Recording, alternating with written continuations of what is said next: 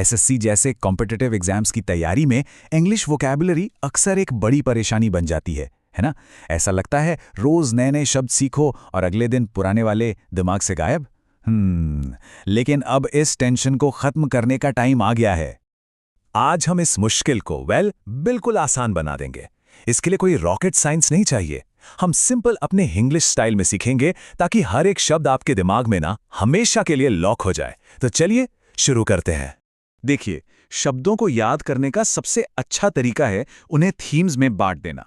इससे उन्हें कनेक्ट करना काफी आसान हो जाता है। तो हमारा पहला थीम है सोसाइटी एंड पीपल, यानी समाज और लोगों से जुड़े हुए कुछ जरूरी शब्द।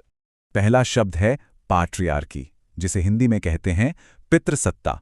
ये एक ऐसा सोशल सिस्टम है जहां परिवार और समाज में ज्यादातर पावर पुरुषों के हाथ में होती है। जरा सोच के देखिए, जैसे पुराने जमाने में घर के सारे बड़े फैसले, सारे इंपॉर्टेंट डिसीजंस सिर्फ घर के आदमी ही लेते थे। बस वही है पैट्रियार्की।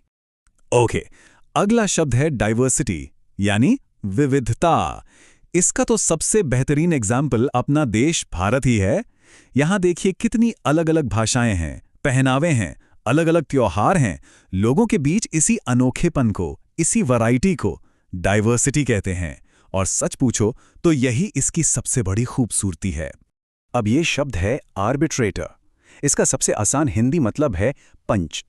जैसे गांव में पंचायत लोगों के झगड़े सुलझाती है ना, ठीक वैसे ही आर्बिट्रेटर एक ऑफिशियल इंसान होता है जिसे दो लोगों या पार्टियों के बीच के झगड़े को यानी डिस्प्यूट को सुलझाने के लिए अपॉइंट किया जाता है।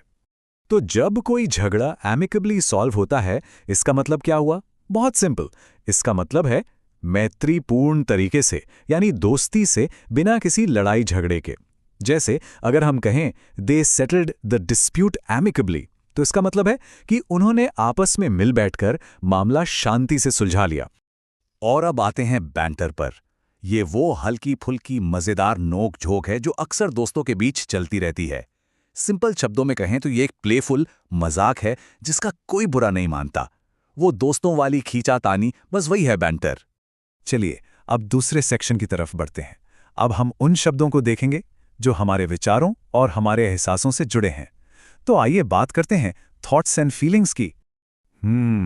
ये थोड़ा गहरा शब्द है। इंट्रोस्पेक्शन, यानी आत्मविश्लेषण।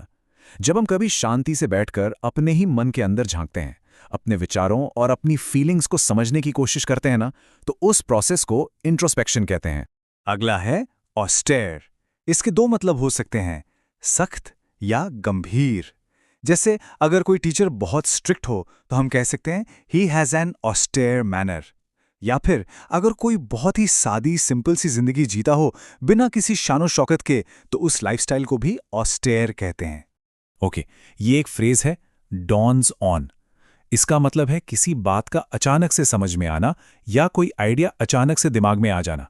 जैसे आप कोई पजल सॉल्व कर रहे हो और सॉल्यूशन एकदम से दिमाग में आ जाए, तब आप कह सकते हैं the answer suddenly dawned on me. Eternal का मतलब है शाश्वत, यानी ऐसी चीज जो हमेशा के लिए है, जिसका ना कोई शुरुआत है ना ही कोई अंत। जैसे लोग कहते हैं इटर्नल लव या द इटर्नल ट्रूथ, सत्य शाश्वत है। ये वक्त के दायरे से बिल्कुल बाहर है। ये एक बहुत ही इंपॉर्टेंट कॉन्सेप्ट है क्रोनोलॉजिकल ऑर्डर, यानी घटनाक्रम। इसका सीधा सा मतलब है चीजों को उनके होने के टाइम के हिसाब से अरेंज करना। मतलब जो पहले हुआ वो पहले आएगा और जो उसके बाद हुआ वो उसके बाद। और इसको समझने के लिए सबसे अच्छा एग्जाम्पल पता है क्या है? हमारा अपना दिन। सोचो, पहले सुबह का ब्रेकफास्ट, फिर दोपहर का लंच और आखिर में बिल्कुल रात का डिनर। इवेंट्स का यही time based sequence chronological order कहलाता है। देखा, बिल्कुल सिंपल। चलिए अब चलते हैं अपने आखिरी सेक्शन की तरफ, प्लेसेस एंड थिंग्स।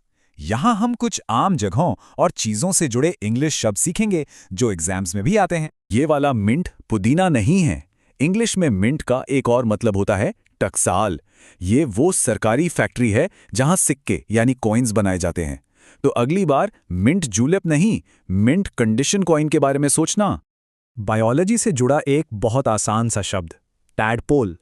ये होता है फ्रॉग यानी मेंढक का बच्चा। पानी में तैरने वाला वो छोटा सा जीव जो बड़ा होकर मेंढक बन जाता है। सिंपल। इसे प्रोनाउंस करते हैं बॉय। हाँ, बिल्कुल लड़का वाला बॉय। तो बुई एक तरह का फ्लोटिंग कंटेनर होता है जो समुद्र में लगाया जाता है। इसका काम जहाज़ों को रास्ता दिखाना या किसी खतरे से आगाह करना होता है। सोच लीजिए, ये समुद्र का ट्रैफिक साइन है। तो ये थे कुछ जरूरी शब्द, लेकिन असली सवाल तो अब भी वही है कि इन्हें हमेशा के लिए याद कैसे रखें। चलिए देखते हैं हमारा आज का लर्निंग टेक अवे। तो इन मुश्किल शब्दों को आसान बनाने के लिए बस ये 3 सिंपल ट्रिक्स आजमाइए। नंबर 1, हर इंग्लिश शब्द को उसके सिंपल हिंदी मतलब से कनेक्ट कीजिए। नंबर 2, एक जैसे शब्दों को जैसे हमने किया थीम्स में ग्रुप कर लीजिए।